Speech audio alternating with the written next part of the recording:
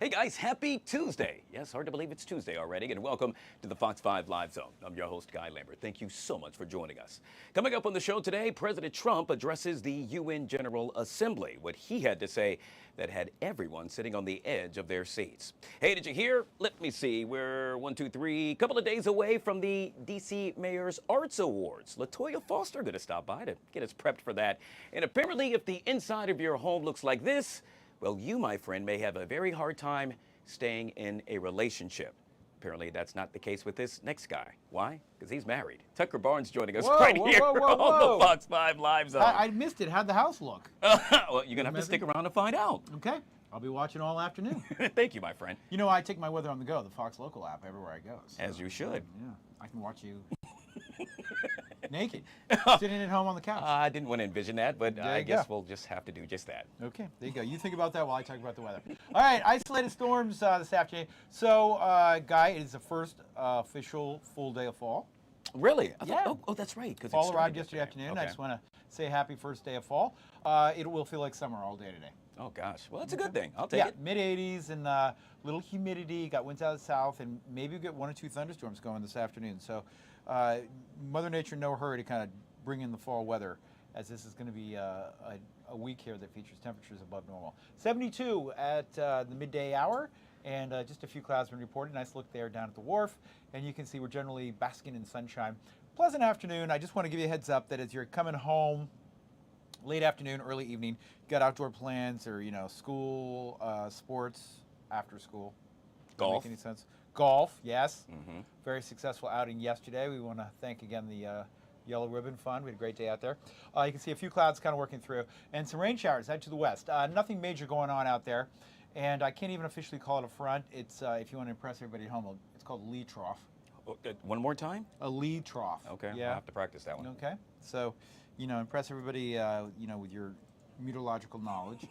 And as that rolls in later today, it will give us a few showers and thunderstorms. So timing on that, probably between about 4 and 7 p.m. Okay, good to know. Yeah, and again, most of the area will remain dry, but we'll have a couple isolated storms. Otherwise, we keep the, for this time of year, relatively speaking, the humidity turned up and the temperatures turned up. Our average highs in the upper 70s. We will be warmer than that with just a few more showers and storms tomorrow, and then a better chance of rain, more widespread rain Thursday and Friday. I'm hoping we get out of here in time for the weekend, but it will be a close call. Hey, Tucker, you made mention of rain on Thursday. Will we see a lee trough then? No, you'll see cold front then. Oh, okay. Yeah. That's called a remix. Yeah. Oh, good. Yeah. And Tucker Barnes joining us with all things weather right here on the Live Zone. Hey, guys, if you haven't already done so yet, make sure you download the Fox Local app. That way you can take that amazing forecast with you any and everywhere you go.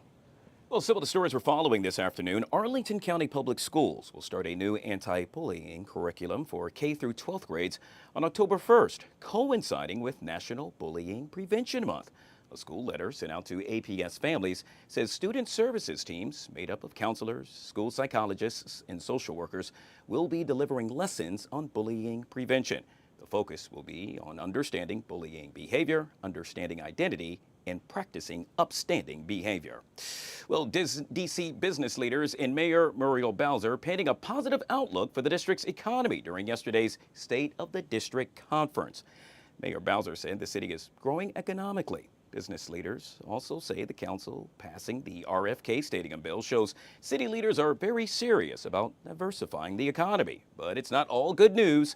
The D.C. Chamber of Commerce's 2025 business report shows D.C.'s economy is at a pivotal point. The central business district and parts of Georgetown still face annual vacancy rates close to some 20%. Switching gears to politics, President Trump slammed the United Nations and countries around the world during a nearly hour-long speech today at the UN General Assembly. The president admonished the UN over what he views as its ineffectiveness. He said some countries are, quote, going to hell over the immigration policies, and he blasted climate change measures in what he called the green energy scam. Joining us now to discuss this and so much more, hey, our guy is back, Arif Halaby, radio host and political strategist back here on the Live Zone. Good to see you, my friend. Welcome back to the show. Arif, hold on one second. I think, Houston, we have a problem. Want to make sure we have your mic turned on. Press that button right there and give it a try now. Do I have you? Give that a shot. There we go. It works every time. Perfect. It's called the Tuesday morning gremlins, if you will. Hey, you just heard me make Well, mention of President yeah, Trump coming addressing. back from vacation, it takes me a minute. Sorry Yeah, about yeah, that. and it happens from time to time. Well, I can tell you who's not on vacation, and that happens to be President Trump, who yet again addressed the UN General Assembly earlier Yes. today. Ruffled a lot of feathers, if you will. It started by the president actually entering the building and going up that escalator with the First Lady, and Arif, well, it stopped in the middle of him doing just that. While then delivering his address to the UN, if you will, the teleprompter broke, to which the president then used that to say, you know what, guys, nothing seems to work here, including the UN. Your take on what the president had to say? Well, I'm certain that nothing was by accident, so they don't like him there. It's a great gig. If you can work at the United Nations, whether you're here or you're abroad in some of the charitable organizations, quote, charitable organizations, it's one of the most historically corrupt organizations in the world, between sex trafficking, between certain members of the United Nations participating in the October 7th Hamas raid in Israel. So the United Nations has always had a bloated budget with nobody paying attention. Take a look at who's on the United Nations Human Rights Council, and that should say everything. I'm not saying it's worthless or it doesn't have a place. It does, but there's no regulation, because the average there is a dictatorship of folks that have no budget controls. The president understands money and he understands power. And it's very simple. If you can understand how to get the United Nations under control and managed properly, it can be very effective. But it isn't very effective. Look around the world. Look at the starvation. Look at the distribution of food. It's the United States that really makes a difference in those places, not the United Nations. You heard me make mention of the president ruffling feathers. Case in point, he said to European countries, quote, your countries are going to hell. With regard to Russia, he said, quote, it doesn't make your country look good going to war. There is obviously a difference in rhetoric. Would you agree? Yeah, I was recently in London and in Copenhagen, Denmark. Try to go to Holland, some of the big cities across France. Paris doesn't look like Paris. The last time I was at Paris, I don't think anybody there spoke French. Of course, exaggerating slightly, but not really. It was mostly Eastern Europeans, mostly North Africans. It doesn't mean, listen, you have to have a country where there's fresh ideas that come back and forth. But when you open up the floodgates, look, Germany's Angela Merkel will go down in history as a person who changed Germany. Very important. Now what you have is massive unemployment throughout Germany, throughout France, throughout the entire European Union. They've imported people from other countries to do the work, and they don't have the absorption in the economic capacity. The United States does. In some regards, we can have low-wage labor come from the South or from the East or the West. We can fill that up gently, but Europe cannot. They don't have the capacity, and so now you have a massive amount of 20, 30-year-old men and women that are unemployed. You have nobody having children except for the immigrant population that refuses to assimilate and even speak the language. I think Europe is in for a dark, dark day, and Angela Merkel is going to be the one who kind of leads the way on that, unfortunately. We'll end with this with regard to his address to the UN, and that is he falsely claimed renewable energy is more expensive than fossil fuel. An annual cost of energy report published in June concluded that solar and wind are the most cost-effective forms of new building energy on an unsubsidized basis. So with regard to what the president had to say, not necessarily lining up with the truth. Would you agree? No, I wouldn't. Here's why. In solar energy, take a look at when you drive through the West or the East, you'll see solar panels everywhere. Why don't we just have a big swath of federal land in Texas or in Utah or in Arizona be enough solar energy, because it could be, land mass speaking, to feed the country. The reason is because that kind of energy cannot transport over long distances. Whereas normal, natural gas energy, if you will, it can transport along the electric lines and go very, very far. So you don't need power plants every few miles. It's why you have windmills all up and down the East Coast. And it's simple. It's because they are ugly. They cost a lot to produce. The solar panels cost alone to produce and get them back out. The efficiency for them, and then the toxic waste at the end. We still have no clear method on how to dispose of the wind turbines that were supposed to last 25 years, and really they're lasting between 5 and 10 in some places in the West and Palm Springs, etc. So the cost to manufacture, the phoniness and what they said and what it would take to get it operational. So I don't know what math he's using. I'm just telling from personal experience, literally from personal experience, that it is not what people sold us as. And it's unfortunate because we have to pay for that. Yet again, President Trump due to meet with several world leaders throughout the remainder of this afternoon. When and should that happen, we'll take you there live right here on the Fox 5 Live Zone. Going to bring it closer to home right here in the nation's capital, where later this week the president is expected to meet with top congressional Democrats. Uh-oh, hold up, wait a minute, as they say. Apparently that's no longer happening. The president now stating that, well, unserious and ridiculous demands by the Democrats would make any such meeting unproductive. At issue, a potential government shutdown. Your response to this, Arif? Yeah, I think there's going to be some level of a government shutdown. The Democrats don't seem to have a lot of pushback now. There isn't a lot of ammo in there or arrows in their quiver, really. The Democrat Party has not cooperated on anything, and President Trump has said things, hyperbolically, like, if I came up with the cure for cancer, they still wouldn't accept it. So they just don't like him. So I understand that. I mean, listen, he's an abrasive type person. He knows that. But you have to give somewhere if you expect to get something. And they have zero opportunities to give. They're just not going to. All right, we'll take it a little bit closer to where you're at, California to be exact, where a federal judge has ordered the Trump administration to restore some $500 million in federal grant funding that it froze at the University of California, Los Angeles. Now, the judge found that the government likely violated the Administrative Procedure Act. You may recall back in August, UCLA announced that the Trump administration had suspended that $500 million in federal grants over allegations of civil rights violations. Your response to this, sir?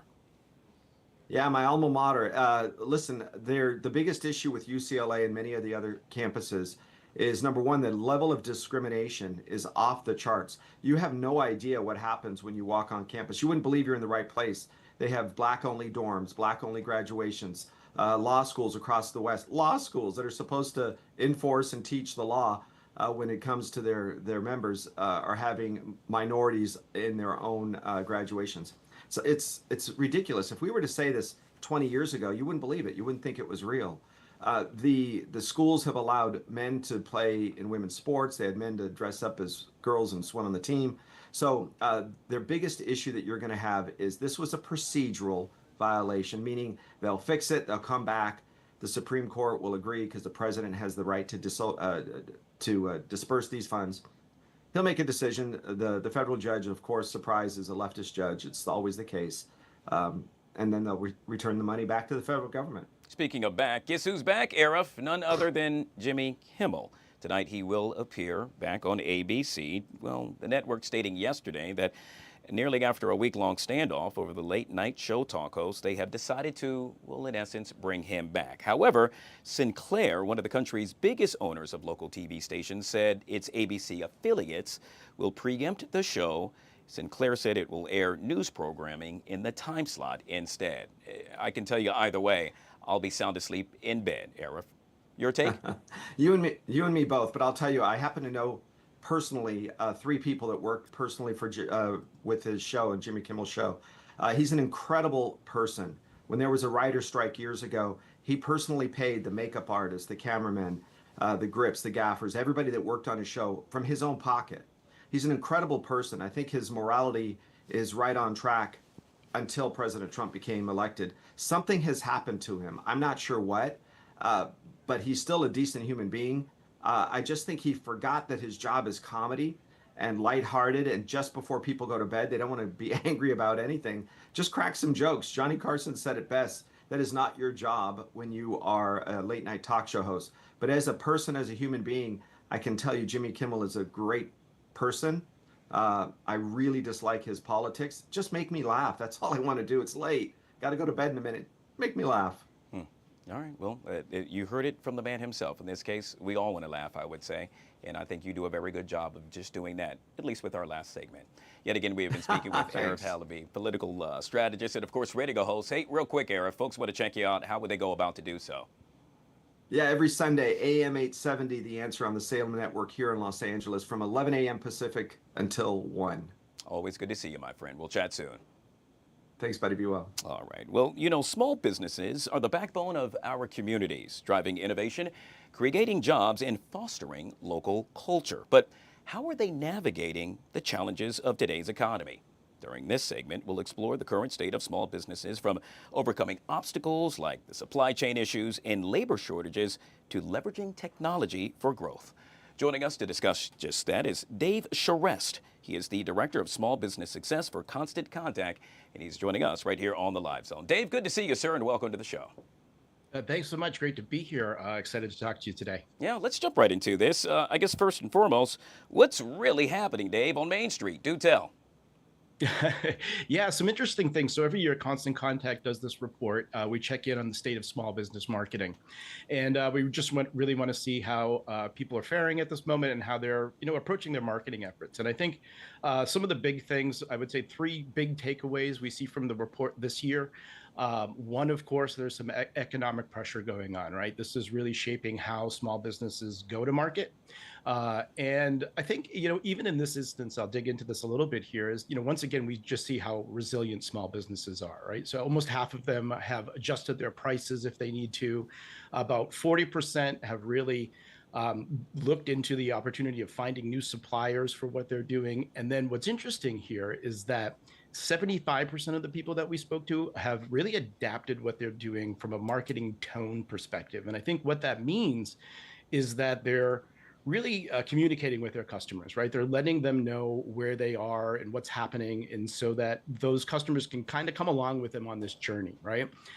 The other interesting thing from the report that we've seen is that they're actually doing more marketing than ever. Which I think is really good, because in situations like this where there's some uncertainty, you often want to kind of step back from marketing. That's often the first thing that goes. But when you keep that going, those are often the people that are going to think of your business first when things come in a different direction. And so the thing here, though, the problem is that they actually don't know if it's driving results. And that could be for a couple of reasons here. It's likely because, well, one, there's some uncertainty with consumers as well, and so they might not be spending as much. But also, there's a lot of tools and things coming at you today, and there's a lot of noise out there when it comes from a marketing perspective. And so you don't really know what you should be paying attention to. And so only 18% of the folks that we spoke to are actually confident in what they're doing from a marketing perspective. And that's actually down from last year, from 27%. And so it's good to see that people are doing it, but they're still feeling a little uncertain about what's going on there. Dave, I got about 2 minutes left. I want to make sure I get this question in, and that happens to surround the cost of goods and shifting trade policies. I'm a consumer, and I'm raising my hand high. You know why? Because it affects me, and I'm hoping you can tell me what I should expect sometime in the near future. Yeah, I'm not an economic analyst at all. And so I look at this from the small business perspective and from the marketing perspective. And I hear you, right? I think we're all impacted by the rising prices of things. And I think this is where I think what we have seen is that there is a desire for people to shop small. And so I think it's really important for small business owners to make sure that they're communicating with their customers in their local communities and keeping them abreast to what's going on, so that those are the businesses that they look to spend their dollars with when they do that. And I think, again, the other nice thing here, or the good thing here, is that business owners, as we mentioned, they're finding new suppliers. They're looking for ways to take that away from the consumer and make their businesses operate more efficiently, even using tools like AI, for example. And that's helping them be more save time, one, but also find interesting things within their businesses where they can make adjustments so they don't have to transfer that to the consumer. Well said. Mr. Dave Charest. Folks want to find out more information, sir. How would one go about to do so? You can definitely find us at constantcontact.com. We have tons of resources there for small businesses, and obviously more updates from this report. Dave, truly appreciate your time. Thank you so much for joining us right here on the Live Zone. Thank you. All right, folks, we're going to take our first break. Hey, on the flip side of that break, it's that time of the year again. Time for the Mayor's Arts Awards. LaToya Foster joins us next, right here on the Live Zone.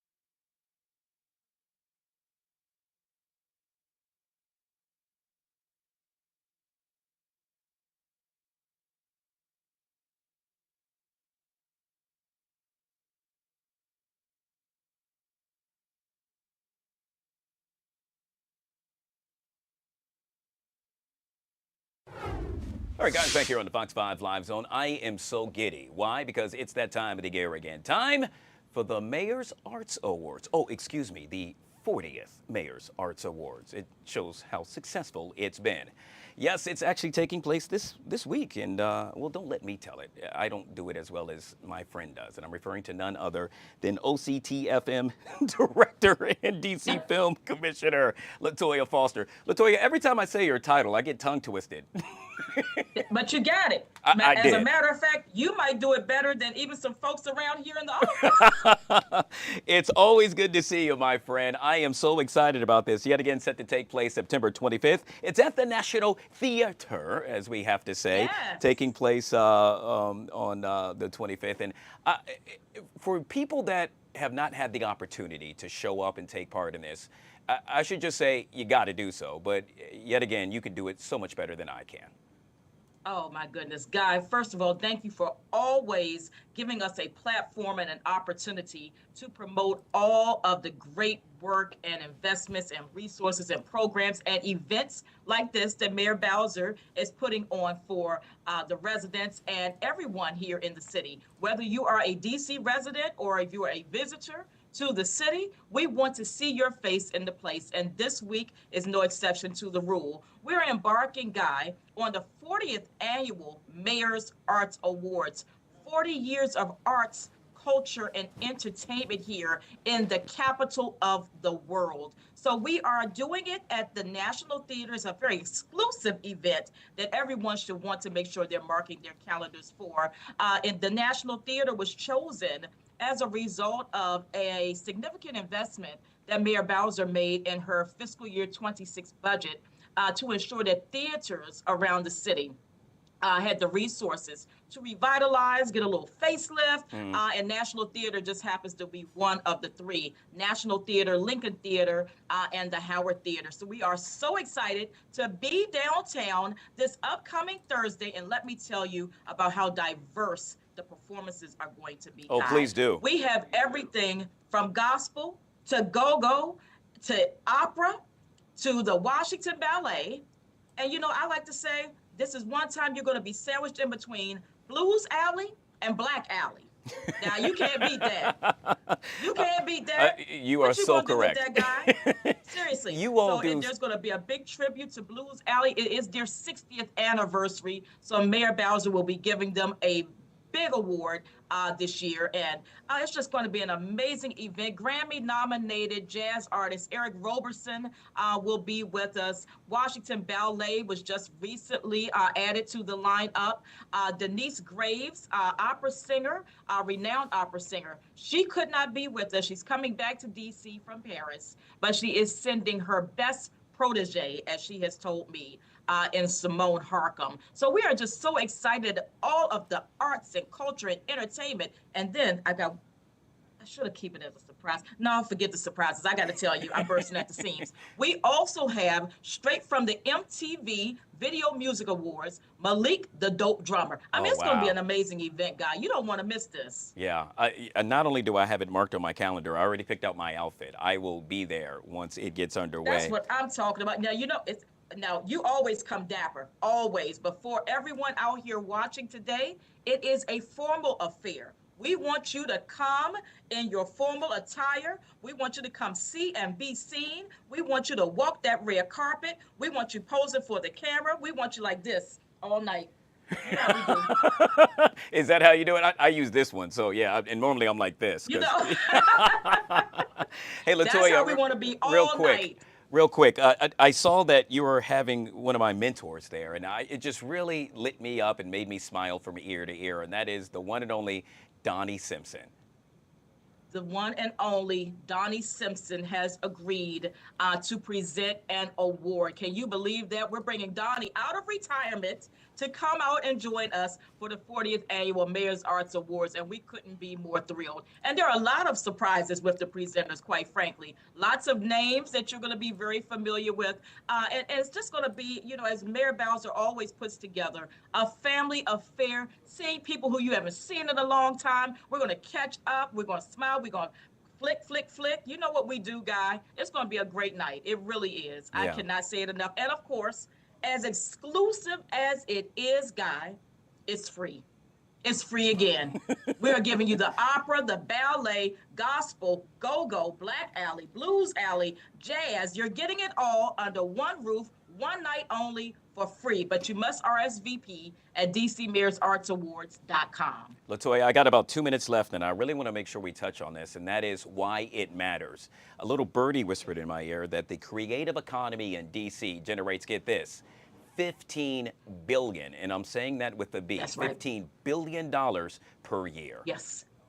You know, Guy, and I'm so glad that you brought that up because that is something we want everyone to know. When Mayor Bowser first assumed office as mayor of the city, she created, as you can see behind me, 202 Creates, which is an initiative that highlights the creative economy here in the city. At that moment, back in 2016, the creative economy was at a roughly $2.9 billion. Fast forward a decade later, here we are at a $15.9 billion revenue generator. See, that's what I mean. It's not just about the celebratory side of it. It is a huge economic driver for our city. So when you think about the arts, culture, and entertainment, you have to think about our theaters. We have an illustrious theater district here in the nation's capital. All of the great talent that we hone here in the nation's capital. We truly are, I say it a lot, but I really want people to, just start to embody it. We are the nation's capital. We are the capital of the world, and we are the capital of creativity. There is nowhere else like Washington, D.C. And we, as you can see right now, $15.9 billion and growing. It's a big part of the mayor's growth agenda right now that we are focusing, highlighting, investing in the arts, culture, sports, entertainment, and technology sectors in our city. So by the time I come back to see you again, it's going to be larger than that, Guy. Well, I'm going to do my part to make $1 out of 15 cents. I guarantee you. There we go. In this case, we're talking about the 40th Annual Mayor's Arts Awards set to get underway this upcoming Thursday. It's all happening at the National Theater beginning at 6 p.m. Latoya Foster, it is always a pleasure to chat with you. Congratulations, and I can't wait to see you on the red carpet. I cannot wait to see you as well, Guy. Thank you so much. I will see you in a couple of days. You bet. All right, folks, we'll take a quick break. We'll be right back.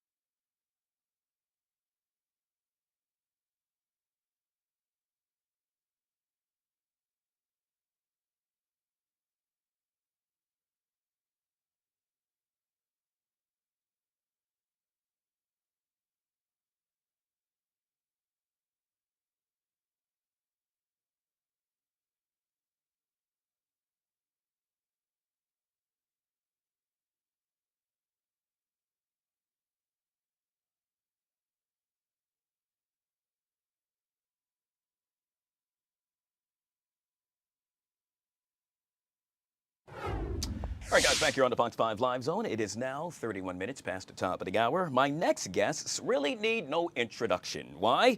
You see, Mike and John Burns are co-founders of the Burns Brothers Incorporated, a creative agency and consultancy operating at the intersection of culture business, and impact. But they are so much more than that.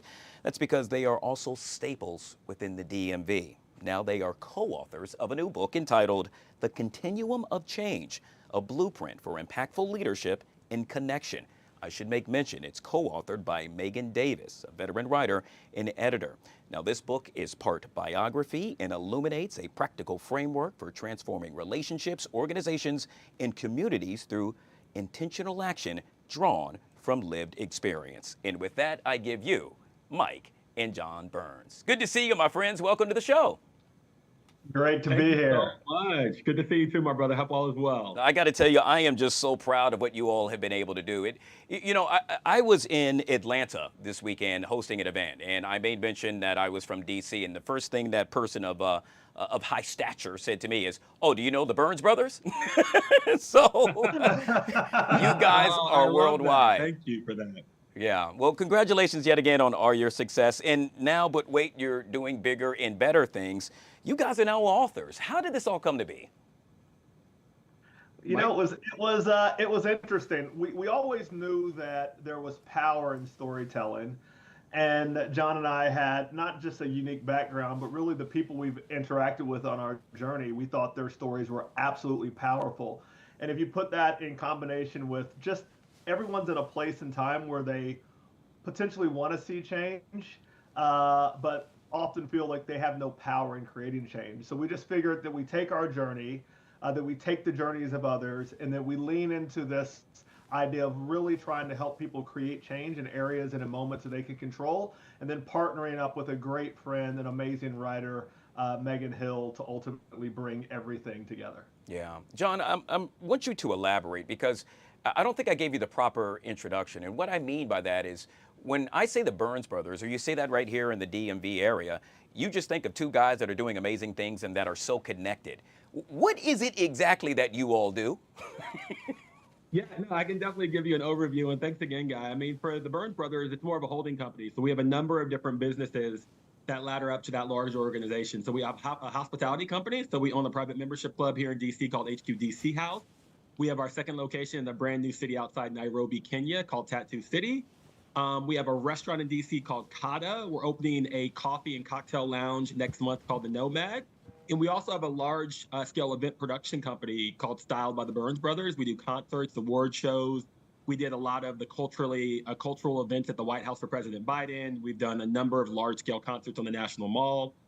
We also have a talent and culture company where we work with large Fortune 500 companies around organizational design and coaching and workshops. And then we do a lot across Africa. My brother and I got into Africa almost a decade ago through the call center industry. We partnered with a large call center provider called CCI Global in South Africa at the time, but now we've expanded across the continent. We're in 6 countries, and we're actually one of the largest private employers in Africa with about 20,000 employees across 6 countries. And so for us, vis-a-vis the continent, we're really trying to be those bridge builders. We're really trying to be those conduits for connectivity between the global diaspora and the continent to really drive impact, opportunity, and change. Yeah, John, I got to tell you, if I had 5 boxes, not only did you check off all those boxes, but another 20 at that. Congratulations yet again on all the success. One of the things about the book, if you will, is that it's really rooted in legacy, which I absolutely love. Why? Because, well, you get a chance to tell the story about your grandfather, the NAACP leader, Victory Burns, I should say. Do tell. Well, yeah, we were absolutely blessed to have just amazing examples as we were growing up. As you mentioned, Guy, our grandfather was a huge civil rights pioneer and leader, specifically in the NAACP, but even outside the NAACP. And just through his examples and others' examples, we saw what courageous, unapologetic leadership looked like. And he was absolutely inclusive. He brought everyone around because he understood that change was a team sport. And so growing up, seeing the struggle, seeing the passion, and ultimately seeing the ability to rally people together was a motivator that we were able to kind of build our legacy on. Which leads us to the continuum of change, and again, the title of the book. John, one of the things that you focus on is transforming relationships, organizations, and communities. How does that happen within the book? Yeah, and that's a great question, Guy. It happens in a number of different ways, but it's really leveraging what we call moments that matter in life. I think we all can point to specific instances, specific moments in life that truly were critical pieces and moments in time. And so how can you leverage those moments in time to create change in your own individual life, your family, your community, and the world? And we actually created our own methodology that we teach vis-a-vis workshops and things like that, called the Continuum of Change, which is really how does change really operationalize itself over a continuum. And it really is everyday actions, assessing everyday actions, adjusting from everyday actions, and learning from everyday actions that ultimately effectuates the change that we all want to see. And so for us, it's really leaning in through storytelling, and it's part memoir. It's really leveraging our stories and stories of people that we know to show how change really effectuates itself over time. Mike, one of the things I love to do is when I get a chance to interview an author, in this case two at that, is ask your favorite chapter and why. You know, so many favorite chapters. One of my favorite chapters is one that's called Mr. Pepsi, Mr. Coke. And it was highlighting some of my time in Iraq. And the premise is all about how people's needs change, and you have to respect those needs and ultimately figure out how to tap into those needs for your own individual growth and change. And it was the story of young Iraqi kids who we would give Coke to. And it was the first time they'd experienced Coke. And then one day we'd no longer had Coke, so we gave them Pepsi, and they no longer wanted Coke. And we had to accept that and not look at them as ungrateful people, but people whose needs have changed. And if we ultimately want to accomplish our goals, we needed to respect those changing needs and service them. Absolutely love it. Folks that want to get a chance to get their hands on the book, how would they go about to do so, guys? Every major platform, Amazon, Walmart, Barnes & Noble. So just Google Continuum of Change. It will pop up at a number of different options. So we look forward to sharing our story with you all, and you all being change agents across your own lives in the world. Guys, so proud of what you've been able to do. Continued success. And thank you so much for coming on the show. Yet again, we have been speaking with John and Mike Burns, co-founders of the Burns Brothers Incorporated. Always good to chat with you guys. Thanks, guys. Appreciate you, bro. Thanks so much. All right, guys, we'll take a quick break. Hey, on the flip side of this break, let's do some Tuesday talkers, shall we? Ronald Young Jr. joins us next, right here on the Live Zone.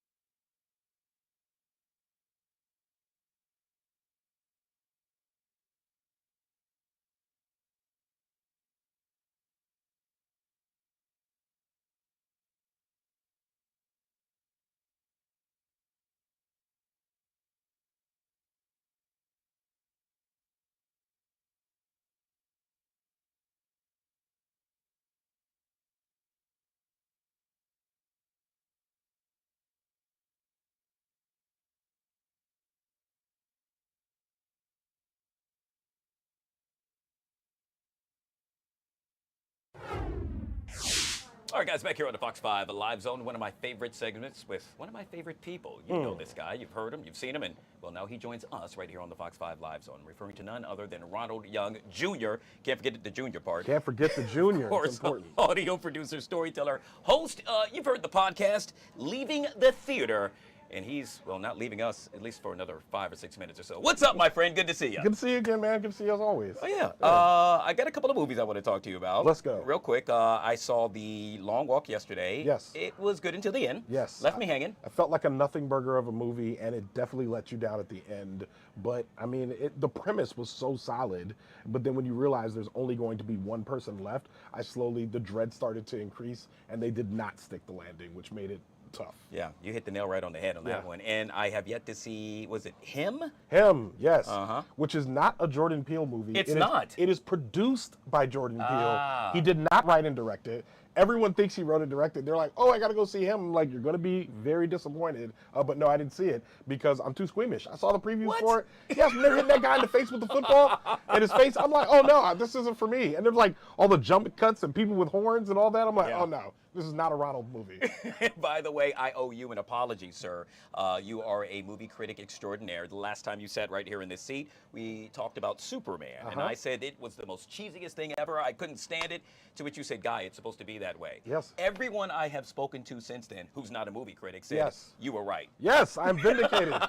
Believe when I say movies are supposed to be what they are. I'm right. All right, this is my job. I do this full time and part time. All right, let's get this right. In this case, we're talking about the Tuesday Talkers. These are some of the stories that you folks are discussing at home.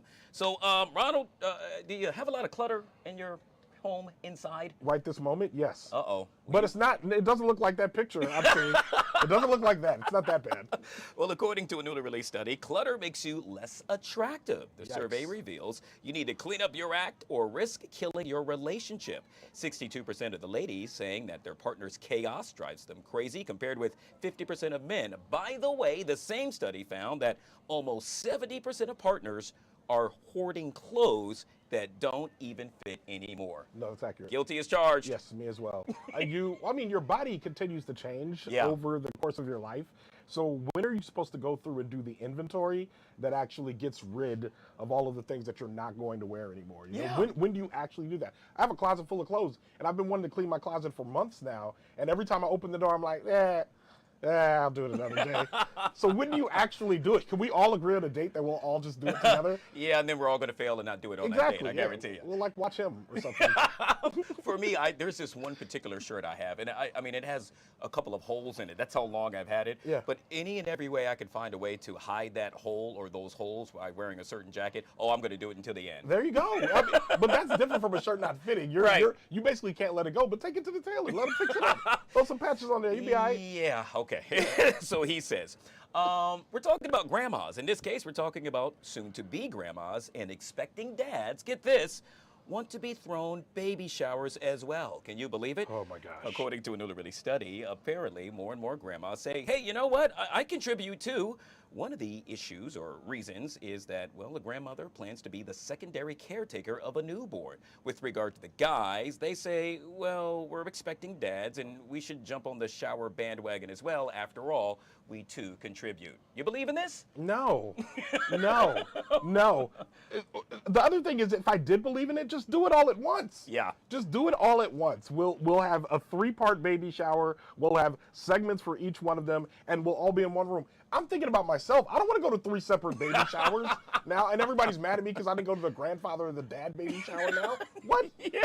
Do it all at once. I'm with you. And not only that, but how about you just don't do it, period? I cannot tell you how uncomfortable it is. And maybe it's just me. I just find myself kind of just sitting around, twiddling my thumbs. Yes. Is this thing over yet? You know, maybe taking a sneak at football or watching the live zone on the side. Just send me a Venmo request for the amount of money that you want, and I'll close it immediately.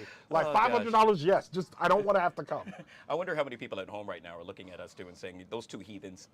I'm fine with that. There's a lot of them that agree with us.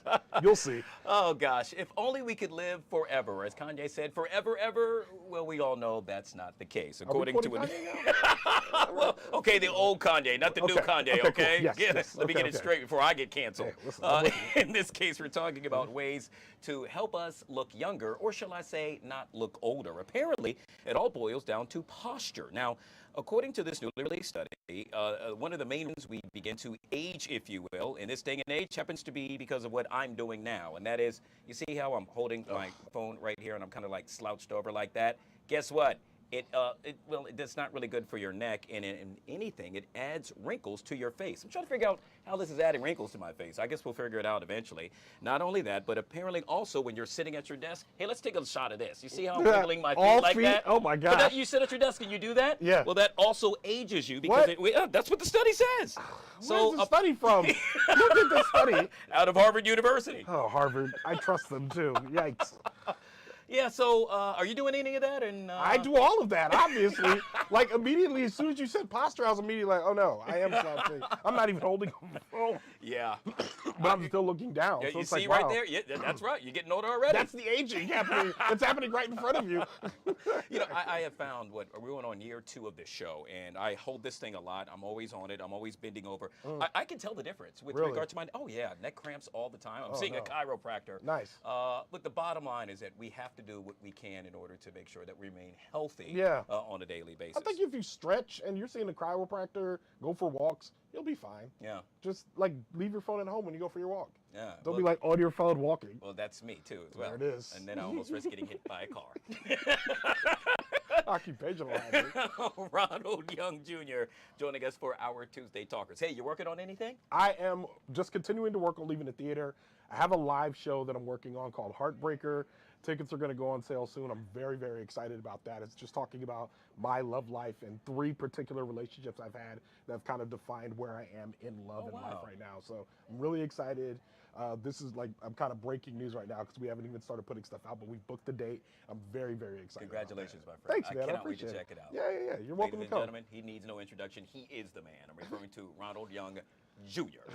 joining us right here on the Live Zone. We'll chat soon, my friend. Thank you. All right, guys. We'll take a quick break and we'll be right back.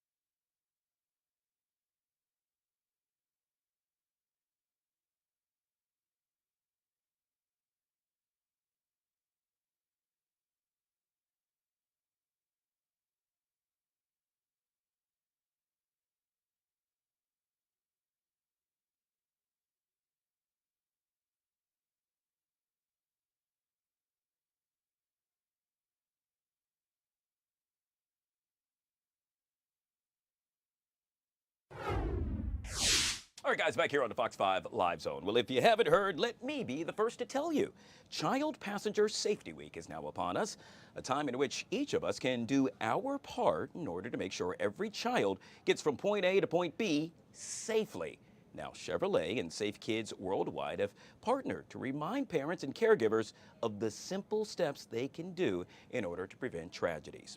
Joining us to discuss this and so much more is Suzanne Johansson, mother, advocate, and Chevrolet's child passenger safety engineer and certified child passenger safety technician. Try saying that fast 3 times. Welcome to the show. Thank you for having me. I am so excited that you're here. First of all, shame on me. I had no idea that we actually celebrate Child Passenger Safety Week. If I'm saying that, guess what? I bet you a lot of other folks are saying that as well. That's why I am so glad you're here to spread the good news. Why is this so important? Thank you for having me. And yes, not only is this week Child Passenger Safety Week, and it is celebrated nationwide to bring forward the education and awareness about how to keep our youngest passengers safe. We also have Saturday, which is Seat Check Saturday, and a very important day where we can go get our car seats checked at a local event. I'm a stats guy, and I'm looking at one of the stats here, which is just quite honestly staggering. Back in 2023, count them, 595 children under the age of 12 died because of injuries from a motor vehicle collision. This yet again proves that this is a serious issue. It certainly is. You're right. And children under 13 belong in the rear seat. And I think it's also important to call to attention that more than a third of the children, the nearly 600 kids under the age of 12 that died in crashes last year, were unbuckled. Using the seatbelt is our first priority in the vehicle. And secondly, being in the right child restraint according to the child's height and weight is also an extra measure. 2 out of 3 car seats that are checked at Safe Kids worldwide events locally are the Buckle Up program. They are not installed properly. These mistakes are preventable by utilizing the child passenger safety checkup events, the manual of your car seat, and the manual of your vehicle. And just really getting familiar with the product that you bought, how to best use it to keep your kid equipped in the vehicle, and make sure that it's understood every ride, how to buckle up safely. Yeah, you know, I love 101 tips, if you will. In this case, we're talking car seat safety 101. And the reason why I'm bringing this up is because I'm not a parent, but I happen to be an uncle, but I don't deal with children a lot. Yet again, this is why it's so important that we discuss this. And I did not know, but it happens to be car seat safety 101, that keeping kids facing rear as long as possible is the best thing to do. Why is that? It sure is. So really, it's about the strength of the child's head and neck muscles when they're little. Their head does have more mass, and so it is important until their neck is fully developed with those muscles to keep them rear facing. And really outgrowing that rear facing child restraint is the way to do that. The car seats have a specified weight, and they will guide you on when you should look to move forward. Another great tip that Chevrolet was partnered with Safe Kids Worldwide on is creating the ultimate car seat guide. At this site, on the Safe Kids website, you can enter your child's height and weight, and then it will tell you which car seat you should be in, as well as when to maybe move up with your child, right? So we want to make sure they're in the proper best practice mode of how it's installed and which one is best fit for them. And it will also give you tips to make sure that your installation is not with a loose seat belt, or that you're not using an expired car seat, and other top misuse situations that we recommend as well to avoid. Yeah, it's key that we all check the harness straps, if you will. Today is the Correct. official first day of fall, and why am I bringing that up? Because right here in the DMV region, that means we're going to cool down a bit. But if you happen to travel, which I did recently, and let's say you're going, I don't know, out west to Arizona, it's still hot there. Why do I bring that up? Well, perhaps you're going to rent a car, and well, within that car, you will put your child there. We need to make sure that we talk about preventable heat strokes, which we see time and time again. Correct. Heat stroke is really a child being left in a hot car, and this is a very dangerous situation. Sadly, 28 children have passed away this year due to being left in a hot vehicle. It is so important that we remember this acronym. It's called ACT. A for avoid leaving kids alone. The car is not a place for us to leave our children. They should be with us at all times. C, create reminders like putting your phone in the back seat or a bag. Even if this is your pet back there, we don't want to leave them back there. We want to take something out of the back seat and remind us to go back there. There's also a feature on all of our Chevrolet four-door models. It's standard, called Rear Seat Reminder. This technology can also help you, and you can find this in your infotainment screen and enable it on so that every time you open the rear door, at the end of your journey, you will receive a alert on your screen to check the rear seat, as well as chimes that will prompt you to pay attention to that screen. And lastly, T is take action. If you see a child in a hot car, take us the minute to make sure that you call 911 and make sure this child is safe. Yeah, yet again, high five going out to Safe Kids Worldwide in Chevrolet, which I want to touch on that very briefly. And that is, you know, obviously, they could have gone any direction, but they said, we want to focus on this. Can you speak to the importance of that, or to them to focus on just that? Yes, safety is the number one priority for us at Chevrolet, and it is a holistic approach. You know, when we combine advanced technology, research, and advocacy, our effort is to improve safety for everyone. All right. Yet again, we have been speaking with Suzanne Johansson, mother advocate in Chevrolet's child passenger safety engineer and certified child passenger safety technician.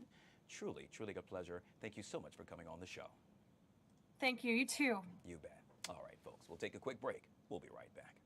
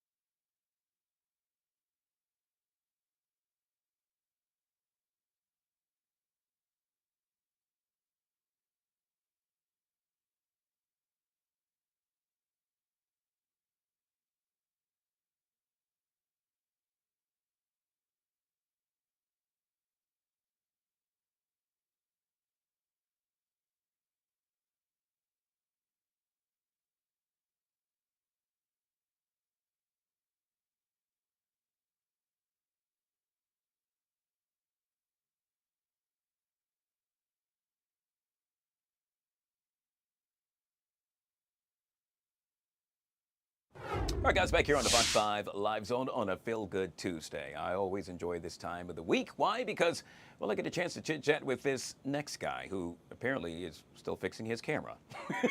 I'm referring to none other than the media prince joining us right here on the Fox 5 Live Zone for a little celebrity dish. What's up, my friend? Good to see you.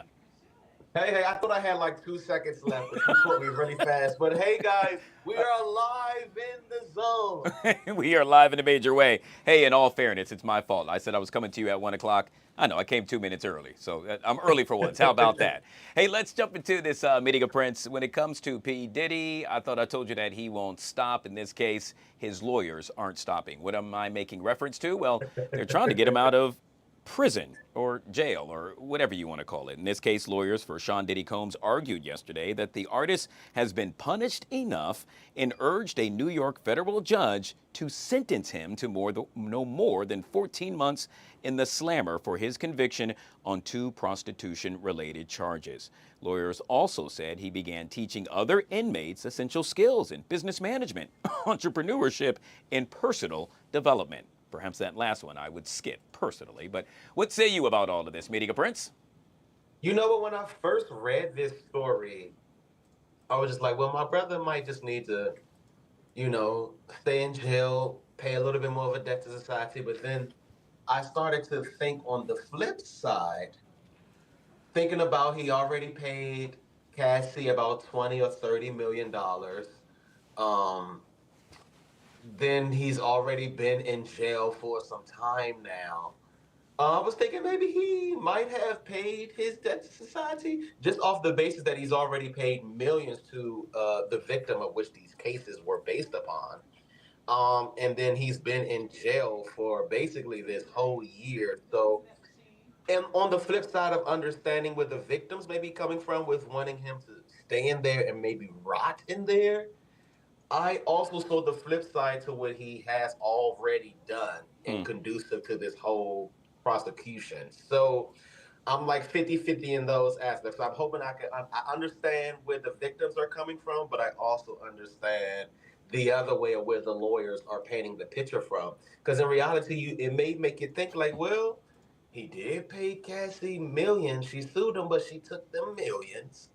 And then he has been in jail all this time. And he's been looking how he's looking. So did he pay his justice? Did he do his crime this time? So it makes you have that question as well. Yeah, it's really interesting. You know, what a lot of folks are arguing or stating, and yet again, he has yet to be sentenced, is that if you look at the crime of which he was convicted, it has to match the time with regard to what judges have given other people that have been in his position. And so that's what's at issue here. And so let's say if that typical time frame happens to be 2 years in jail, prison, I should say, a lot of folks are going to say, hey, what gives if it happens to be 10 years just because of his name? One thing I will say, though, is if this is true, high five to him for focusing on business management and entrepreneurship with regard to teaching those that are also incarcerated. I think that's a good thing. Yeah, keeps you from going crazy. You know how usually we know some of our brothers that go to prison, they either become of a different religion or they work out crazy like they want to be ninjas. So it's great that he's found something in his lane that will be conducive to keep his headspace in there, and it allows him to at least do good within the situation of which he did bad. Yeah. If we can flip it like that. All right. Well, I guess we'll have to wait and see. One thing I can tell you that I won't see happens to be Jimmy Kimmel tonight. Not that I'm not a fan. It's just that I'm going to be knocked out. Comes on too late for me. In this case, we know that Next Star Media Group is joining Sinclair and continuing to preempt Jimmy Kimmel Live indefinitely, the company said in a statement on their website. You see, he's coming back to ABC stations tonight, but not all of them, as you just heard me make mention of. First and foremost, Media Prince, are you going to watch it tonight? And if so, what do you think Jimmy Kimmel, if anything, will have to say? I will definitely be watching Jimmy Kimmel and then getting closer, ladies and gentlemen, because this is where you really have to put your thinking cap on. This, at the end of the day, is business. We did see that Disney plummeted $4 billion in revenue after cancellation of his show. So that is already ace uno dono, the number one. When people see their pockets decline, a reevaluation of the situation has to come into play. So I'm pretty sure they came back to the table just to see exactly what role he can play in not only getting the money back, but also being crisis management in this arena of what he did say. So I do know with playing the game and understanding business, ladies and gentlemen, he will be able to walk that thin line of making sure that his point came across and it can stick, and that this country values freedom of speech. And then he's also going to make sure that on that same fine, thin line, that he is going to rectify what he said and get those people that he lost kinda back in his good graces. Now, as far as the networks that are hating, it's going to be, as you can see, if they are okay with money being lost and seeing that the revenue will pick up at this place versus this place, then I think they'll jump on board. I think right now it's just going to have to show, be the tester of how it is now. And if it launches now and it's greater than before, those networks will be back at his front door. Yeah. Hey, just a side note, selfless plug, not for me, but quite honestly, my colleague, Jim Loke, also has a show at that same time. I would encourage our viewers to watch it right here on Fox 5. Just got to do that because he's my guy. Your TV shouldn't even change from Fox 5 or Fox Local. It should just stay there. Absolutely love it. Hey, media friends, got to get on to this, and that is Jake Paul. And we know that Gervonta Davis is going to be trading blows sometime in the near future. Well, apparently, Jake Paul is saying, I'm not only going to beat him, I'm going to knock him out. And he's saying that he's going to do so in fashion. I don't know, Media Prince. To talk smack is one thing when, you're just, let's say, playing board games. But when you put fists into the mix, and you put somebody that's undefeated, and I know you're bigger than this guy, but this guy, yet again, is undefeated, it's kind of hard to really think about. Jake Paul is... outside of being a fighter, we have to also understand that he is a troll. I think he's one of the biggest trolls. I think he gives Takashi 69 a run for his money. But I also, with him being a troll, I have been, I've seen a few of his fights, and I was like, okay, Jake Paul, is it bad? So some of his trash talk, he puts his money where his mouth is. So at the flip side, I'm always 50-50 because you never know what type of night it is for the boxer or what type of hit gives it. Do I think it would be an easy win if Jake Paul did get one? We're just saying this hypothetically, ladies and gentlemen. Don't beat me up. I think that would be a fight that we must see go all 12 rounds because Javante is Javante. Okay, Yeah. let's just not play about that. Um, and Jake, I just will also say on the flip side, I'm giving you guys balance. On the flip side, Jake Paul, you better be ready to eat those punches because you talking all this smack. Because if he dogs you, he just gonna dog you, and you're just gonna have to be eaten by the dog and be quiet. Well, I'll be sitting That's front the and center waiting to see that fight. We'll end with this media prints, and that is time to talk about the latest prediction being made by actress Reese Witherspoon in the rise of AI. In a recent interview with the New York Times, Reese says Hollywood is going to have to adapt if it wants to keep up with the changing viewing habits of younger audiences. What am I making reference to? Well, apparently, the actress cited her own kids as an example, saying they don't go to the movies like she did as a teen. She also said younger generations have a different attention span compared to her generation. Now that I agree with. What say you, sir? I totally agree, guys. This is it's just what it is. Just like what we're experiencing now, we are the new of what the generations before us had no intention of seeing ever. We're them. So again, that also has to transition into the new people, the generations after us. They are advanced. They are seeing things differently. They are experiencing things differently. They are taking AI at a perspective of something that's just already instilled versus it's something that we're learning. It's something they've already accepted and already are thriving in those AI worlds. So it's just, I understand. And Hollywood will have to get with the program one way or another. We're seeing what happened in the music industry. They just signed an AI artist for a crazy $1 million deal. So of course Hollywood is going to have to just get on board. AI is here to stay. These are new ways of what's happening with the kids and how they adapt to movies. So Hollywood will have to unfortunately adapt to what is going to be the new consumers because after a while we gonna get a little comfortable on our couches and we ain't going nowhere. But these kids are ready to pay and frolic now. So how do you adapt to that? Well, I can tell you one thing, Media Prince. My attention span never ends with you. However, the clock says I got to go. Yet again, Media Prince joining us for a little celebrity dish right here on the Live Zone. We'll chat soon, my friend. Yes, sir. See y'all next Tuesday. All right, guys, we'll take a quick break. Hey, on the flip side of that break, Vernon Miles, Fairfax Now, joins us next right here on the Live Zone.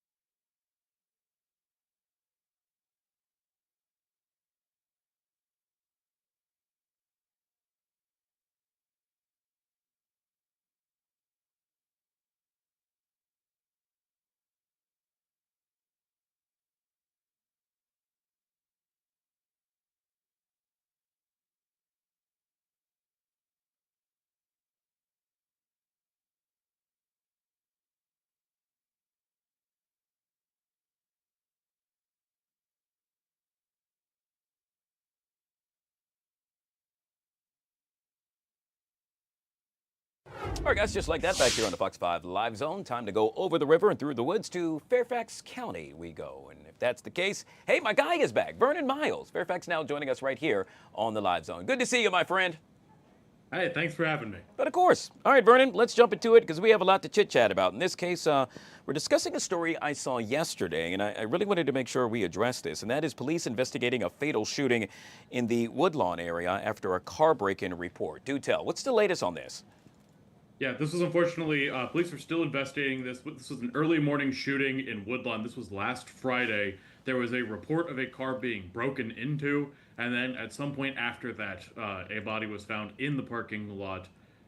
We're still learning a lot of details. A lot of that's still very vague right now, but one person was fatally shot. Police are still looking for any suspects involved with this crime. Yeah, yet again, just such a tragic story. And Vernon, correct me if I'm wrong, but this is something that's somewhat foreign to that area. We don't typically see homicides occurring there, do we? Right, this is a residential neighborhood as well, so it's particularly a shock to the people in that community. I will also note that there is a $5,000 reward being offered by the Fairfax police right now for tips if they lead to the arrest of the suspect. And yet again, you can find out more information by logging on to Fairfax Now. Let's move on to the first restaurant retail tenants announced for, oh my gosh, I'm so excited about this, the future of Concourse E at Dulles International Airport. What's this all about? This is pretty exciting. They're starting to fill out some of the food courts and stuff there at Concourse E in Dulles. Some of these are pretty big name tenants. They've got a Wendy's, a Jimmy John's, a Dunkin'. I'm pretty excited for Bonchon. It's like a Korean dish place. Oh, I know it well. Fantastic. Yeah. Oh yeah. So you can look forward to that coming to the Dulles Concourse E terminal. Yeah, you know, it's funny. I at the Ready-Go station in the Navy Yard, we happen to be over the Bonchon restaurant. And so at one point I was going once a week, but then that waist started to get a little bit big there. So I try to do it at least once a month now. It's great food. I'm sure it smells great too to be over that. That is, unless it's 4 o'clock in the morning and you're walking in and you're like, oh my gosh, I really want breakfast food. But hey, real quick, Vernon, with regard to that, why do you think it's taking so long, or it has taken so long, for this really to come to fruition? Or am I wrong to state that? I don't think you're wrong. I mean, I think this is still a year away, I think is what we saw for this. So it'll still be kind of a process to get these finalized. Sometimes in a lot of these big developments and stuff like that, they want to hold some of these updates until later in the process. So it's not too surprising that this is being announced about a year away from this launch. But yeah, it's definitely pretty high profile right now. All right. Well, I'm a type of guy that really is motivated by incentives. And so if that's the case, then this next story is right up my alley. And that is, there's a program to boost energy efficient homes. Well, quite honestly, it's winning a lot of praise, but it's drawing some concern from supervisors. Do tell. Yeah, Fairfax County has this new program, the Energy Compass Initiative. And part of this is connecting residents with people who can help them make their homes more energy efficient. They found that a lot of people want to make their homes better. They want to make them more environmentally friendly, but they have a hard time getting through this process. So what they're going to do is they're going to hire 2 people who are specializing in helping residents work through that process. They can help people plan out the costs. They can help people look at different programs that will benefit them. There are some concerns, as you mentioned, that this program won't be kind of a good return on investment, that there won't be enough people to fulfill the demand. So right now it's still in the pilot projection phase. We're still looking at how this is going to go. If it does start, it won't be for another year, so it'll be along there with the Concourse E opening. But those are some of the concerns right now. All right, looks like I'll be busy for the next year following both of those stories. And we'll end with this, and you know this is my favorite part of our discussion, the recent poll that you all conducted. In this case, it happens to surround, drum roll please, the best wing spot in Fairfax County. I'm going to be... I think you mean drumstick roll. Please. Oh, yeah. You know, Vernon, you're right on it, buddy. So do tell. Yeah, but this one, far and away, the #1 pick for this was PJ Skidoo's. I don't eat a lot of chicken wings, but I do remember going to PJ Skidoo's. That was the college bar in the area if you were at George Mason University. So no surprise there that they're pretty popular for their wings. Wow. Any particular reason why? I mean, they're lemon pepper or... Yeah, I think it's a local spot. People just love kind of the vibe of the atmosphere. It's got that sports bar kind of feel to it, but it's also very small town, very cozy. And I think, you know, when you're talking about a wing spot, you're not just talking about how good the quality of the food is, although I hear it's really good at PJ Skidoo's. It's also about the atmosphere. All right, and we'll end with this, and that is it considered a wing if it doesn't have a bone in it? Well, the wings I eat, again, as a vegan, have the little wooden doll in the middle, like the little wooden stick through the middle, so I am no purist on that one. All right, absolutely love it. Yet again, Vernon Miles, all things Fairfax now. Vernon, truly appreciate you jumping on. Anything else you need to share with us? Just want to say that I'm going to be joining Fox 5 next week, so I'm excited to be in the office with you. Wow, that is really cool. I wasn't sure I was able to chit-chat about that, so looking forward to having you here. I've made it public. I've told everybody, All so right, well, good now stuff. we know. Well, that means now I get to have you in studio, which is even better. Great work and great guys and gals over there at Fairfax now, but we're happy to have you right here at Fox 5 as well. We'll chat soon, Vernon. See you soon. All right, guys, we'll take a quick break. Hey, on the flip side of that break, did you hear about the new study that focuses on women in the best city for women?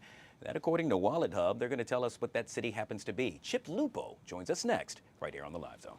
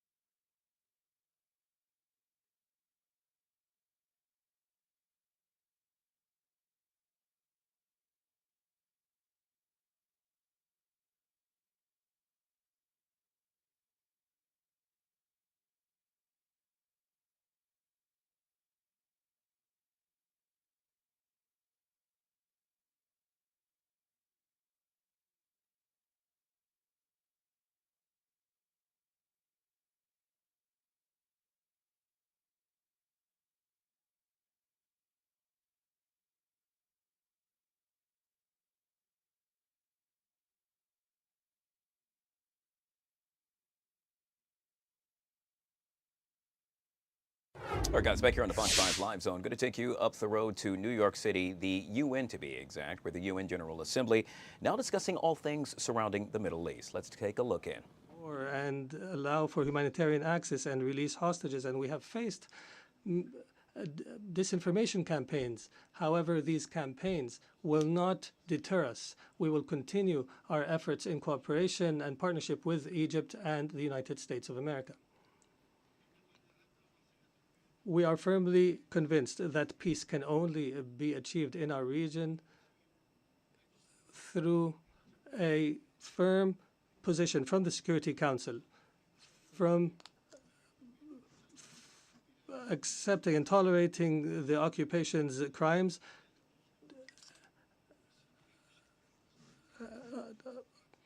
until allowing to the Palestinian people to enjoy their right to self-determination and establish their state with East Jerusalem as its capital on the borders of 1967 as per UN resolutions and the two-state solution. That has been the consensus of the international community.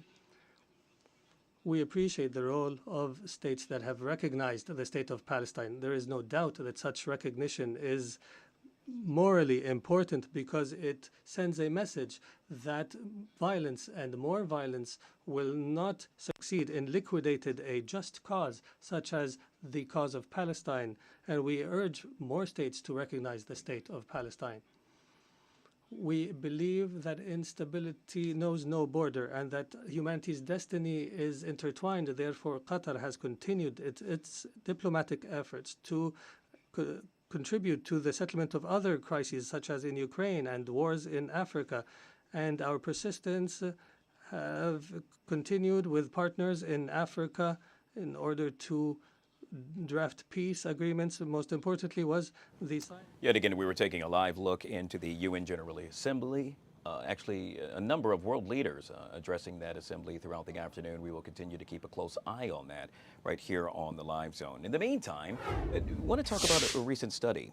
While women generally make up a higher percentage of the population in most areas across the nation, they are not always in the best location to maximize their potential. For instance, only 22 out of 250 metro areas in the U.S. report women under the age of 30 earning the same amount as or more than their male counterparts. Did I mention it's a Wallet Hub study? And if that's the case, that means we got to bring in our guy, Chip Lupo, back here on the Live Zone. Good to see you, my friend. Welcome to the show. Good to be with you, guy. Thank you. All right, so, we do this each and every week, Chip. In this case, we're talking about the best and worst cities for women. Correct me if I'm wrong, but this was released yesterday. And with that, we're going to talk about the top three. We'll start with number 3 and get down to number 1, if you will. Well, number 3 is Overland Park, Kansas, a suburb of Kansas City, Missouri. Number 2, Seattle, Washington. And at number 1, our favorite D.C. area suburb, it does very, very well in these types of studies, Columbia, Maryland. Wow. Chip, it appears any and every time we do a study well, not we, but you, and I get a chance to chat with you, Columbia always shows up with regard to high marks. I think if you were to look up suburb in the dictionary, you would probably see a picture of Columbia on a map nestled right there between Washington, D.C. and Baltimore. It's astounding how well Columbia does in these types of studies. And obviously number 1 for women, and there's reasons for that. It's, well, for starters, and you mentioned the pay gap, the 80 some odd cents difference between men and women's pay. In Columbia, Maryland, number 1 in the country in the median earnings for female employees at just under $62,000. So that's good news. even in a high cost of living state like Maryland, that's a very very comfortable salary for women. The poverty rate very low in Columbia. We're talking females. Sure. At 8.2%. The unemployment rate for women, just over 4%. It's a little higher than average, but in comparison, some of the states that rank low on the list, the employment rate for women is as high as 13%. Hey, Chip, can you really quickly, can you discuss the women's health care and safety rank? Because yet again, although Columbia came in at number 1 overall, in that portion they ranked 5th. Is that correct? Correct. Yeah, that's interesting thing about Columbia. The one stat that struck me is like nearly 85% of the women in Columbia, Maryland are physically active, which is the 6th highest percentage in the country. Now, that's the kind of number you would expect to see somewhere in Florida or maybe somewhere in Colorado Mountains where health and physical activity is promoted. Pretty much in a seasonal area like Columbia, to have that many women physically active, that's a very good number. They also take good care of themselves, Guy. High share of women over 21 who received a cervical cancer screening. 3rd highest share have had mammograms in the past 2 years. And the life expectancy, very high, 10th highest for women in Columbia. I have to touch on where the nation's capital actually ranks. Yes, Washington, D.C. comes in at number 13. Is that correct? Correct. Also, a very good number when you're talking about 182 cities. Washington, pretty decent in terms of median annual income, about $56,000. There's a very high share of women-owned businesses in Washington, D.C., and one of the lowest shares of uninsured women at about 2.7%. So 13 out of 182, but not bad at all. Yeah, good stuff. All right. Well, I could tell you one thing that I absolutely love, and I think both women and men love it as well, at least for the most part, and that happens to be coffee. You all conducted a study on the best cities to grab a cup of joe in. Yeah, I don't think you can get more bipartisan than coffee, Guy. You and I are on the same boat there for sure. Washington, D.C., pretty solid number. Out of 100 cities, Washington, D.C. was 25th out of 100. Now, the good news for folks in around D.C. is that there's a very high share of coffee shops with free Wi-Fi. So that's key. And it would make sense as much as they're charging for a cup of coffee. You got that right. Free Wi-Fi. And Washingtonians do spend a lot on coffee per year, average of $240 a year and that's the 7th highest in the country. Now that includes whether you're going out for coffee or spending money on fancy coffee machines or just buying fresh ground beans and all of that. So $240 a year, 7th highest in the U.S. Wow. You know, that's interesting, Chip, because every day on my way into the JOB here, I stop by my favorite coffee shop and purchase a cup of Joe. I think it's a little over $2. So, yeah, I guess you add that up. You know, I speak for a living. I don't do math, but I guess that's about right. Maybe I'm actually raising that curve there. Well, yeah, maybe you're the sample. You're the sample they're using to make those figures work. We'll wrap up with this, Chip, and that is real quick. What happens to be your favorite place to grab a cup of coffee? My kitchen, my own kitchen. we have about 4 or 5 Keurigs in the room. And we have a special green bean grinder that we use occasionally. It freaks out the cat, so we have to use that kind of sparingly. I absolutely love it. I tell you what, if I'm down there in South Carolina sometime, I hope to get an invite so I too can partake and try your coffee, sir. Come on, put it in your order. We'll take care of it. Chip Lupo, all things Wallet Hub, joining us right here on the Live Zone. I truly appreciate your time, my friend. We'll chat soon. Look forward to it, guy. Have a great day. Guys, we'll take a quick break. Hey, on the flip side of that break, producer Chris joins us. Do you like it or not? We'll break down some of the topics next right here on the Live Zone.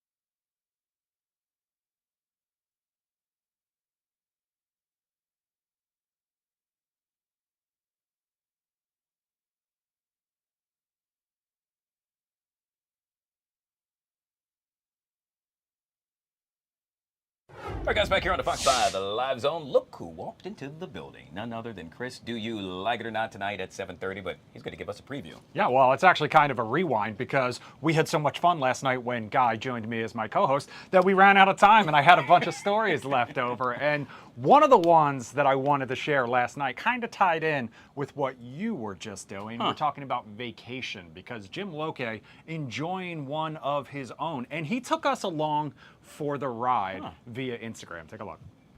Just on a drive in Los Angeles, no big deal. Wait, what? Yeah, this is a Waymo, and you may have seen them driving around DC. They're currently in the testing phase right now, but it is a purely automated ride share service. Nobody in the front seat, nobody in the back seat, just me. And here it is. It's changing lanes on its own. It's stopping on its own. It's pretty smooth. It feels pretty safe so far. And while these aren't street legal, at least automated on their own in DC, they might be coming. So my question to you is, would you trust your ride to technology? Just on a Jim doing my job for me, making it easy. Self-driving cars in the back seat. Do you like this or not? I absolutely love it. Look, it's the future. It's what we're all going to be doing at some point. It's just like when, I don't know, what MP3s came out and everyone had a CD. They're like, I'm never getting rid of my CDs. What do you mean? It just comes in the air. I mean, everyone will be doing this at some point. It'll become common, thing of the norm. So yeah, I love it. In the meantime, that means no. I would feel a lot better sitting in the front seat, really, behind the wheel, just in case something starts to go down. Because the last thing that I would want is to just be sitting in the back seat, watching this thing start to cross the double yellow line and go towards like a reservoir or something like that, being like, oh man. Watching that happen. Here's the thing. I love the idea of switching to self-driving cars, but I'll feel a lot better when all the cars on the road are self-driving. Yeah. It's the human element that I do not trust. And so as long as there are other people making choices behind the wheel, checking their phones while they're driving, etc., I would rather be the one in charge as well, I think. But I'm curious what other people think of this. I know Jim put a little poll on his Instagram story. I'll check those results before we talk about it a little more tonight. But I know this is one of those topics that gets people talking for sure. All right, yet again tonight at 7:30. Right here on the Fox Local app. You can download the Fox Local app now. Obviously, you can watch you on YouTube as well, right? Absolutely. That's right. Yeah. And that's where you can weigh in that comment section. I always love how civil everyone keeps it there. That's one of my most favorite parts. Make sure you check them out, not now, but later, and then now again, right here on the Fox Local app. Producer Chris joining us right here on the Live Thank you so Zone. much. Really appreciate it.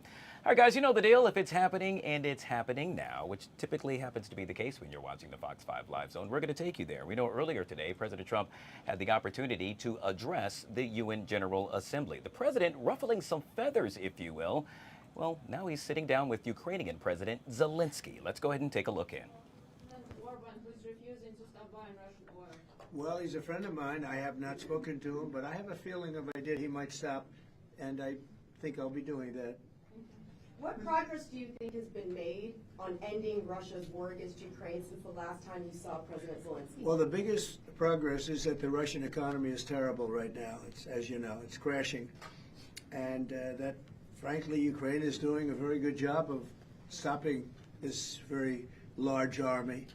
It's pretty amazing. You know, this is a war that should have ended in 3 days, 4 days. People said it was going to be very quick, and you got to hand it to the Ukrainian soldiers and everybody involved. It's still going on, and that's not a good thing for Russia. This was supposed to be quick, and so, you know, Russia doesn't look very distinguished, having taken 3.5 years now, right? It's about 3.5 years of very hard fighting, and it looks like it's not going to end for a long time. Mr. President, have you been briefed on the latest alleged drone incursion into Denmark? What do you think of that? And Where are they? Into Denmark, Copenhagen. Denmark is saying that there were some drones that shut down the airport, possibly Russian sabotage.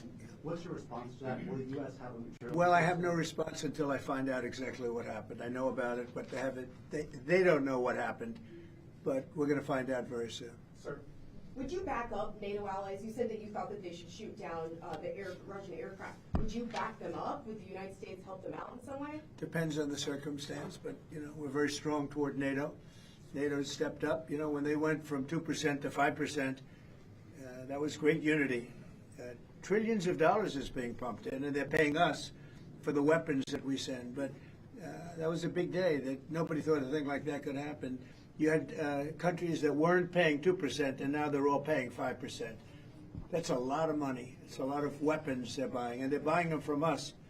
They're buying them from the U.S. You know, in the old days, Biden gave them everything, gave them $350 billion worth of money and weapons. That's a lot of money and a lot of weapons, and we got really not much for it. We gave the money to Ukraine to fight, and they've proven they're very brave. I mean, look, they're fighting, and this is a war going on 3.5 years, and people thought it would be over quickly because Russia's a big military power, and Ukraine, I tell you, they are good fighters. Got to hand it to them. They have a lot of courage, a lot of guts. Thank you very much, everybody. Thank you. Thank you so much. Thank you, guys. All right, yet again, there you have it. President Trump sitting down with Ukrainian President Zelensky. Obviously, a lot to be discussed. The president immediately after he took office, in his second term, stating that he wanted to bring the war to an end that has yet to happen. So obviously, top of mind for President Trump. We'll continue to monitor that throughout the afternoon. We'll take a quick break. On the flip side of that break, Tony P joins us for our Tuesday Talkers next, right here on the Live Zone.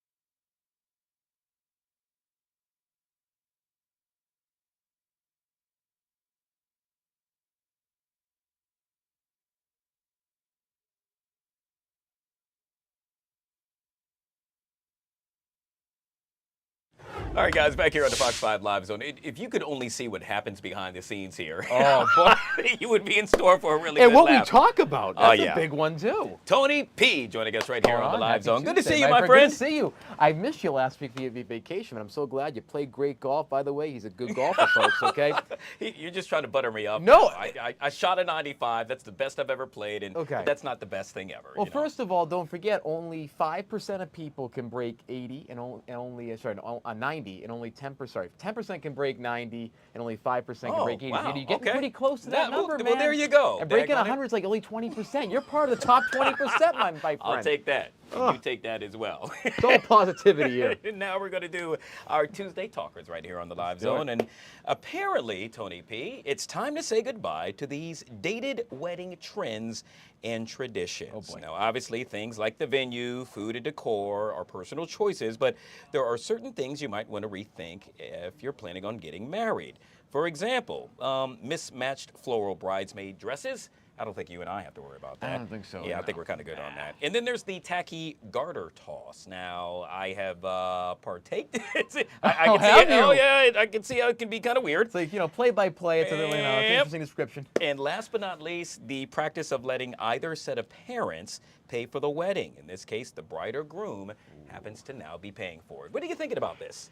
Again, weddings are just getting more expensive, kind of like college tuition, right? I mean, Yeah. it's basically almost a couple of mortgages at the end of this. And with the numbers, you only got I'm doing a lot of numbers today, 10 to 20%. You only have 50% chance of it working out. So to be honest with you, you may want to put that money towards a house. I get the responsibility on the couple. You want to have a big wedding? I think they should pay for a lot of it. Wow. I do think parents have a role. I think definitely they should, especially if they're going to have a say in it. They're going to say, I want this, I want the ceremony this way. You got to chime in a little bit.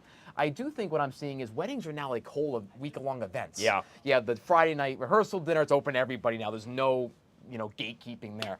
There's the brunch after, which is the reception and all this stuff. So you know what? Maybe the parents can cover 2/3 of it, but the ceremony and everything else is on you, my friend. Yeah. I mean, it's too much. As one who hosts a lot of weddings, I Yes. will say just keep on doing them.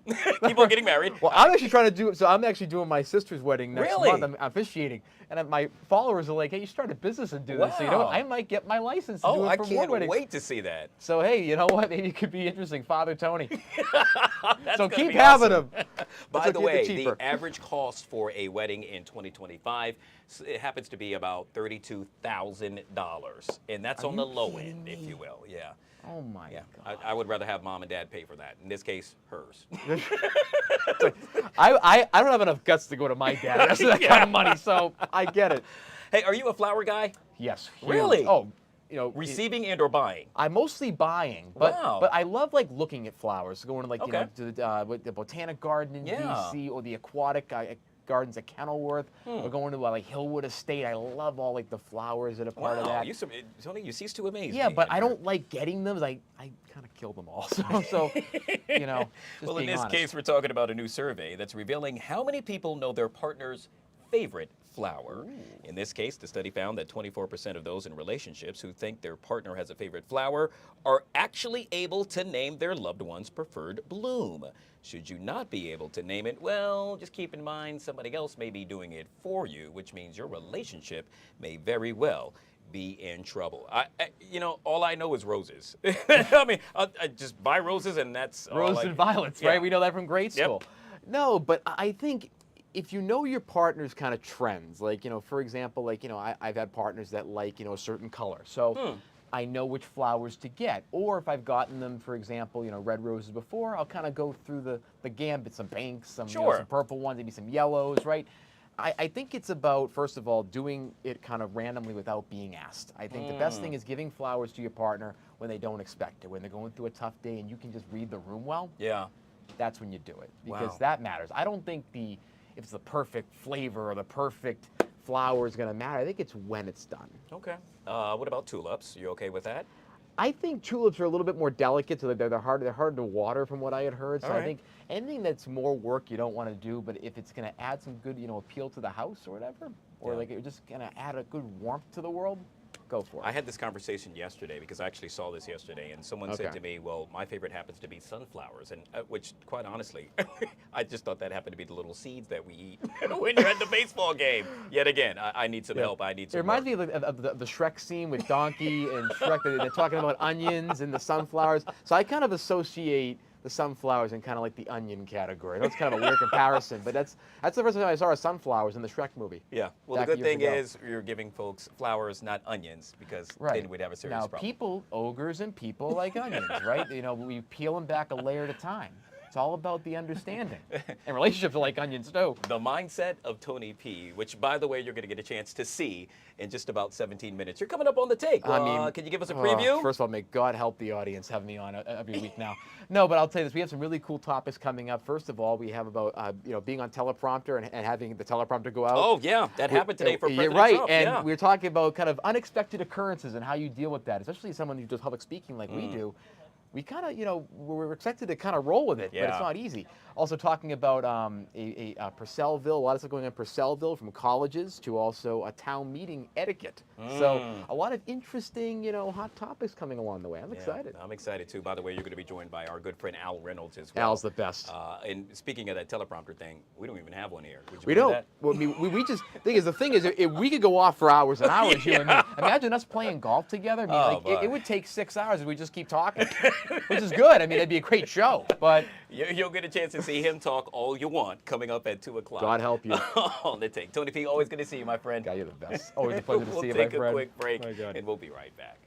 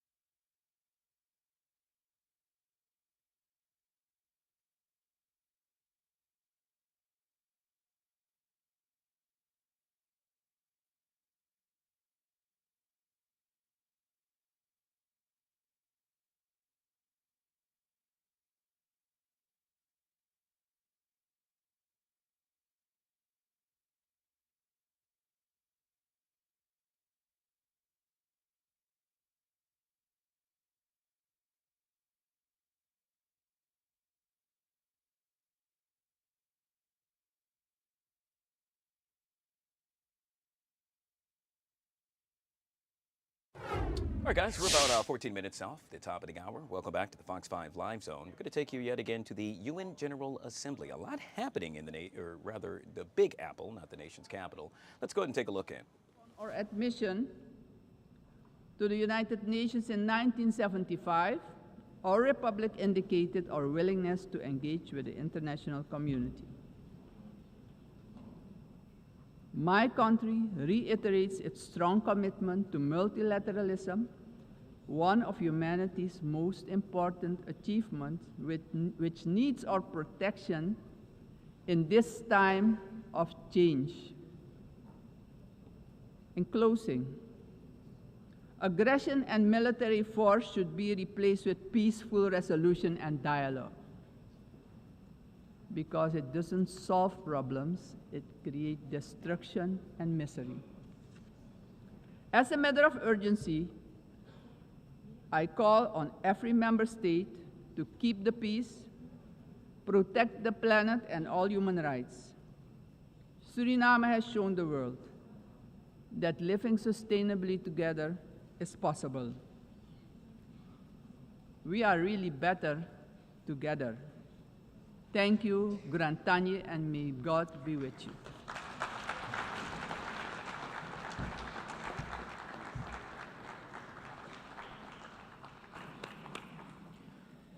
On behalf of the Assembly, I wish to thank the President of the Republic of Suriname. The Assembly will hear an address by His Excellency Katinas Nauseda, President of the Republic of Lithuania. I request protocol to escort His Excellency and invite him to address the Assembly.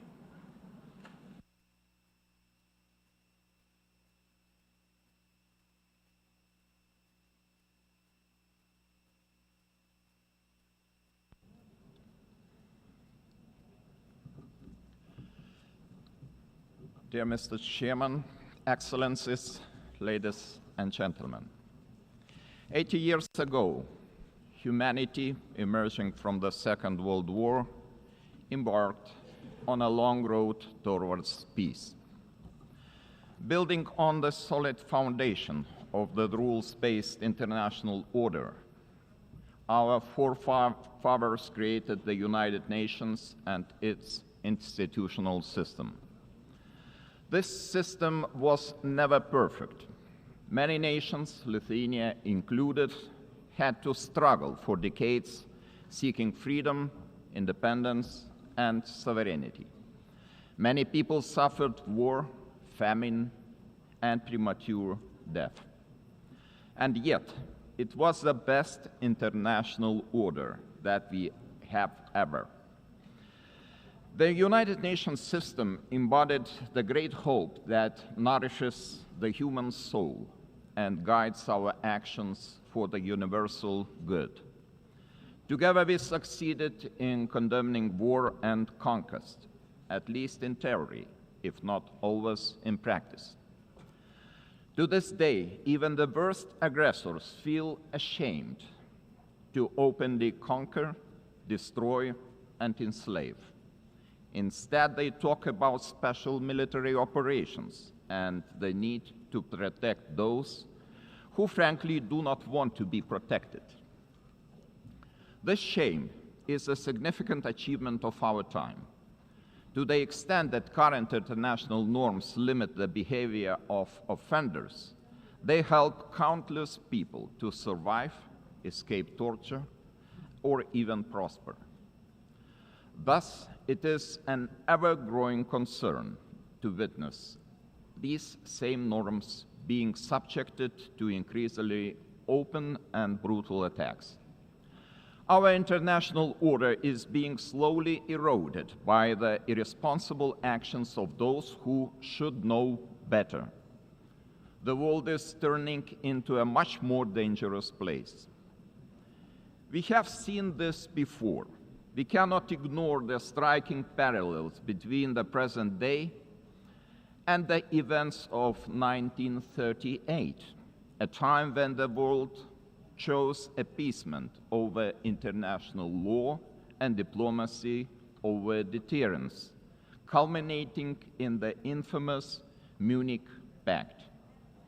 That was a short-sighted attempt to satisfy a dangerous revisionist aggressor by giving away the territory of a sovereign nation. It proved to be a complete failure. The Munich Pact not only emboldened the Nazi regime, but also opened the door for Soviet expansion. Soon after, the secret protocols of the Molotov-Ribbentrop Pact carved Europe into spheres of influence and sealed the fate of many independent states.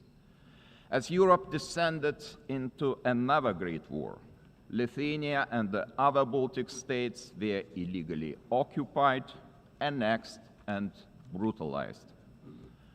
After regaining the independence 35 years ago, Lithuania feels a duty to guard the bitter memory of past mistakes. Never again will we place our hopes in appeasement. Never again will we stand aside. Never again shall Pandora's box be opened. In 1938, it was Czechoslovakia that was abandoned. Today, we cannot abandon Ukraine alone. The war in Ukraine is well into its 4th year. The international community has not done enough to stop aggressor. This is a quest that goes far beyond the usual lines that keep different nations apart.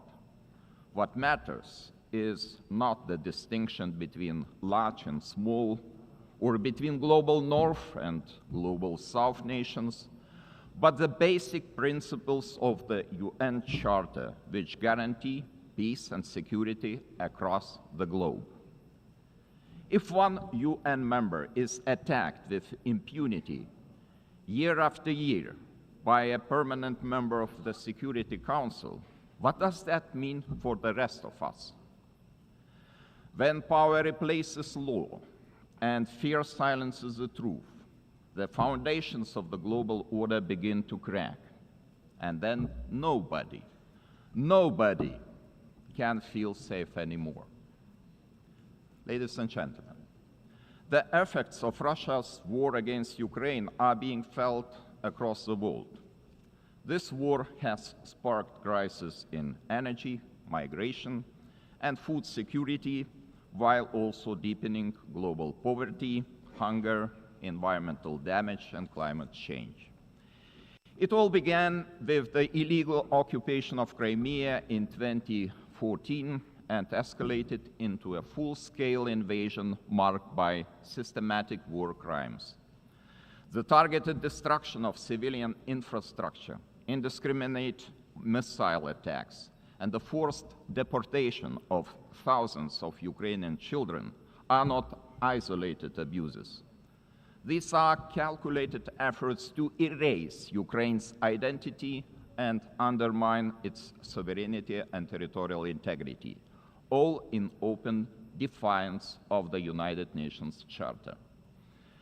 Let me be clear, Lithuania will never recognize Russia's illegal occupation and annexation of Ukrainian lands. Ukraine's borders are not up for negotiation. Attempts to redraw them by force are unacceptable. The United Nations Charter is not a menu to pick from. It is a binding foundation of international order. Ukraine is also not the only target. Russia continues to occupy two Georgian regions, destabilizes Moldova, and uses proxies and mercenaries to spread instability across the Sahel, the Middle East, and beyond. These are not isolated episodes. They are part of a calculated policy to undermine international norms and export chaos for strategic gain.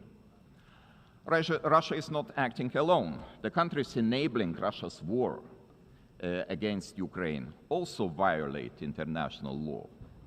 They prolong the war and deepen unnecessary suffering. Their actions damage us all, every sovereign nation.